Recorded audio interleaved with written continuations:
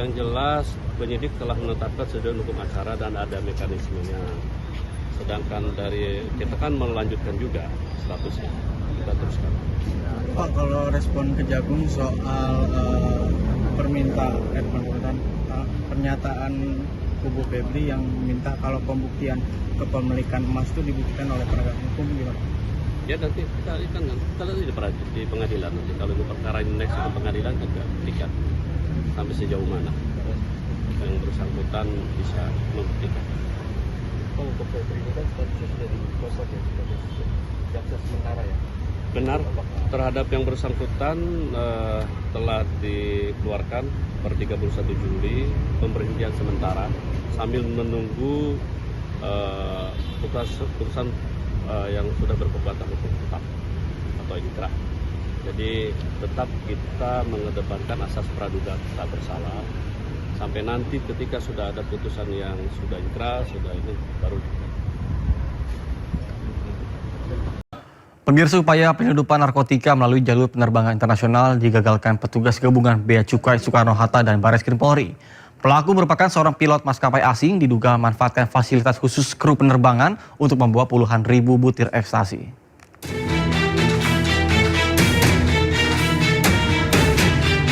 Petugas Bea Cukai Soekarno-Hatta bersama Ditipit Narkoba Barreskrim Polri berhasil mengungkap kasus penyelundupan narkotika yang melibatkan seorang pilot maskapai penerbangan asing Malaysia Airlines.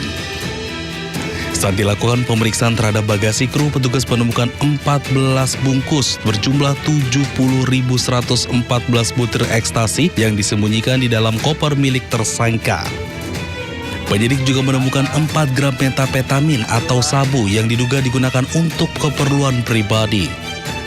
Tersangka diduga memanfaatkan status pilot yang selama ini mendapatkan jalur pemeriksaan khusus sebagai kru agar barang haram dapat lolos dari pengawasan. Sementara itu, hasil tes urin yang dilakukan Dokes Polri menunjukkan tersangka positif mengandung MDMA, metapetamin, dan kokain. Temuan ini menguatkan dugaan bahwa tersangka merupakan pengguna narkotika saat menjalankan tugas sebagai pilot. Jadi satu perlakuan khusus itu memang diberikan kepada pilot. Ini seluruh dunia. Kru pilot itu pasti dapat perlakuan khusus karena mereka dianggap low risk. Kalau teman-teman naik ke bandara, jalur pilot tersendiri, jalur kru ya, kru pilot tersendiri. Kemudian juga mungkin penanganan bagasinya tersendiri. Hal itulah yang mungkin membuat sindikat merasa melalui pilot ini aman. Berdasarkan hasil pemeriksaan sementara, tersangka mengaku telah 3 kali membawa narkotika ke Indonesia. Penyidik Barreskrim Polri menduga tersangka merupakan bagian dari jaringan narkotika internasional. Dari Tangerang, Banten, Hasnugara Ainus melaporkan. Pemirsa, kebakaran melanda sebuah hotel mewah di dekat Central Park, Grogol, Tamburan, Jakarta Barat. Dalam video amatir yang direkam warga, kebakaran menghanguskan salah satu sisi bagian kanopi lobi hotel. Panel jendela di sisi atas kanopi juga terbakar habis. Menurut warga sekitar, kobaran api terjadi sekitar pukul 8 kurang.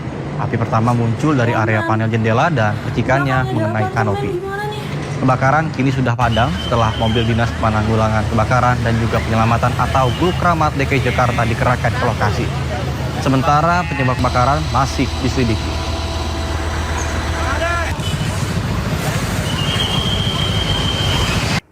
Pemirsa, video seorang warga merekam aksi oknum petugas Dinas Perhubungan Kota Bekasi, Jawa Barat diduga melakukan pungutan liar kepada sejumlah supir truk dan pick up. Bahkan korban diperas 1,7 juta rupiah hingga dengan 3 juta rupiah. Pulangin duitnya semua. 1.700.000 semua. Kamu jangan keluar dulu. Saya temannya Pak Dizik, Pak Teguh, Pak Zeno Baktiar. Sopir ini diminta 1,7. Kamu sini dulu, kamu yang nangkep truknya kamu. Saya teman Pak Dizik, pulangin duitnya 1,7. Ini di sopir. Ya, kamu kasih ke siapa? Yang nangkep kamu siapa? Ayo. Dari rekaman video amatir yang direkam warga, sejumlah sopir truk dan mobil bak menjadi korban dugaan pemerasan dan pungutan liar oleh sejumlah oknum petugas Dinas Perhubungan Kota Bekasi di Pos Dinas Perhubungan Poncol di Jalan M. Hasibuan, Bekasi Timur. Sejumlah sopir dipaksa ke gerai ATM untuk mengambil uang sebesar Rp1.700.000 hingga Rp3 juta. Para sopir dipaksa menyerahkan uang ini untuk petugas Dinas Perhubungan Kota Bekasi usai surat-suratnya ditahan. Sejumlah oknum petugas Dinas Perhubungan panik saat aksinya direkam warga. Bahkan uang yang sebelumnya sudah diserahkan akhirnya disuruh dikembalikan lagi ke sejumlah sopir. Setelah rekaman video viral di media sosial, pos di Sub Poncol kini ditutup dan tak lagi ada aktivitas petugas Dinas Perhubungan berjaga. Bahkan Gubernur Jawa Barat Deddy Mulyadi geram dengan ulah para petugas. Saya sangat kecewa dengan perilaku oknum aparat Dishub Kota Bekasi yang melakukan tindakan pungli, pemerasan terhadap para sopir. Dan tadi malam saya sudah berkoordinasi dengan Wali Kota Bekasi karena mereka merupakan pegawai Pemkot Bekasi. Apakah di ASN, P3K atau P3K paruh waktu, saya sudah menyampaikan ke Pak Wali Kota Bekasi untuk dilakukan tindakan tegas dengan diberhentikan dari pekerjaannya secara tidak hormat. Aksi pemerasan dan pungutan liar oleh oknum Dinas Perhubungan dilaporkan sering dilakukan di Jalan Protokol Kota Bekasi. Para petugas mengincar kendaraan luar daerah yang melintas dan diduga mencari kesalahan untuk dilakukan pemerasan. Dari Bekasi, Jawa Barat, Rahmat Hidayat, iNews melaporkan. Pemirsa, polisi melakukan olah TKP ulang untuk mengungkap misteri kematian Sumarna, Satpam BUMN Perum Jasa Tirta II Jatiluhur. Petugas juga mengerahkan anjing pelacak K9 guna menelusuri jejak pelaku dan juga korban. Tim Inafis Polda Jawa Barat diterjunkan untuk olah TKP ulang pada hari ke-8 pasca penemuan jasad Sumarna Security yang ditemukan tewas terborgol. Pemeriksaan difokuskan di Pos Satpam Bendungan Tangguh Kayat, tempat korban terakhir bertugas hingga lokasi ditemukan jasad korban di tepi waduk Jatiluhur.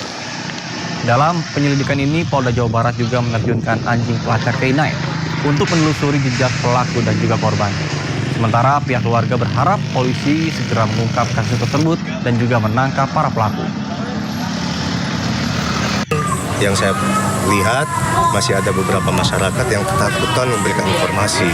Nah, ketakutan ini hanya sebatas ya masyarakat mungkin masih takut dengan suasana kantor polisi.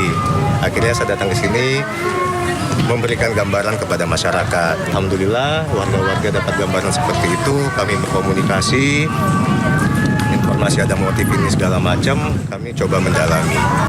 Sebelumnya, seorang satpam ojek vital Waduk Jatiluhur ditemukan tewas di tepi danau Waduk Jatiluhur, Purwakarta, Jawa Barat. Diduga korban tewas dibunuh karena tangan korban diborgol dan dibuang ke dalam waduk. Korban diketahui sempat menegur sekelompok pemuda yang hendak melakukan aksi vandalisme di area waduk.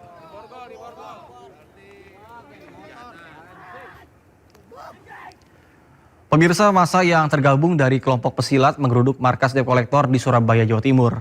Aksi itu merupakan buntut dari kasus penganiayaan oknum debt collector terhadap 2 orang di kawasan Tegalsari, Surabaya.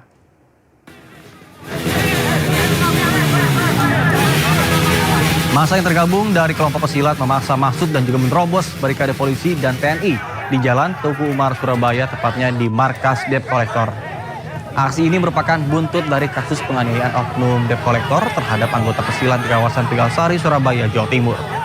Massa aksi menuntut penegakan hukum serta mendesak aparat segera menangkap dan mengadili oknum debt collector yang menganiaya korban.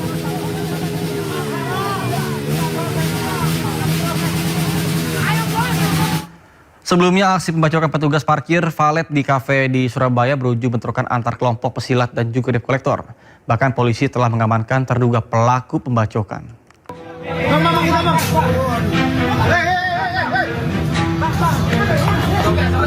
Bentrokan antara kelompok pesilat dan debt collector pecah di kawasan Jalan Tuku Umar hingga Jalan Kartini, Surabaya. Peristiwa ini buntut aksi pembacokan terhadap 2 petugas parkir valet di sebuah kafe di Jalan Basuki Rahmat yang terjadi sehari sebelumnya. Bermula saat sekelompok debt collector mendatangi sebuah kafe untuk menarik sebuah mobil.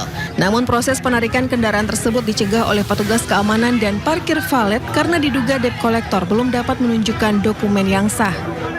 Mediasi sempat dilakukan namun situasi berubah menjadi cekcok hingga berujung bentrokan.